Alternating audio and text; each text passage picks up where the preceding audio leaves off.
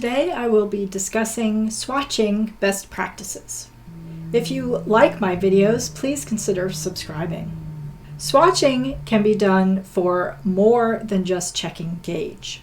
You can check your cast on and your bind off and whether it works with your overall fabric. You can try out increases and decreases. You can swatch for drape and how the fabric feels and moves. And you can swatch for colors, among many other reasons to swatch. Swatching best practice number 1 is to use the yarn and the needles that you plan to use for your project. This seems obvious, of course, but make sure the needles that you're using are the needles you plan to use for your project, because needle material can influence gauge. Going along with that rule, also use the method that you plan to use when knitting. This means not just English versus continental or Portuguese. This also means flat or in the round. To mimic knitting in the round, you can use double pointed or circular needles and join new yarn at the right hand edge and work across, and then cut your yarn and slide your stitches back to the left and join new yarn and work across again. This is what I've done with this Fair Isle swatch, and afterwards I knotted my yarns and trimmed them down. When measuring for gauge, make sure you exclude several of these stitches because they will be not consistent.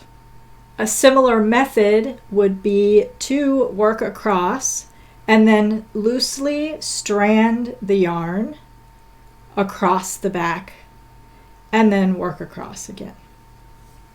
This will have loops on the back side of the work, but if you've looped them loose enough, the swatch, when you block it, will lay flat.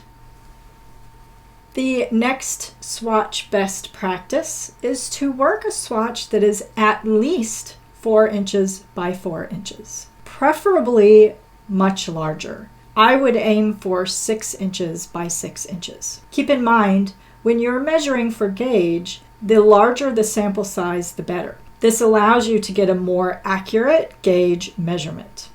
The next swatch best practice rule is to work this swatch in the stitch pattern that the majority of the garment is worked in. Again, this maybe seems obvious, but it does you no good to swatch in stockinette stitch if the majority of the sweater is knit in garter, or in a lace pattern, or an all-over texture pattern, or some pattern other than stockinette stitch. The next swatch best practice is to not use a border treatment on the tops or the bottoms or the sides. You will see many knitters work a swatch and they've added a garter stitch border on the sides and the top and the bottom. This makes the swatch look very nice, but it can restrict the fabric when blocking and give you an inaccurate gauge measurement. Because of this, it is best to use a very stretchy cast on, a very stretchy bind off, and no selvage edge treatment. Some other tips for swatching is to remember that if you are running short on yarn, you can always rip your swatch out after you've begun your project.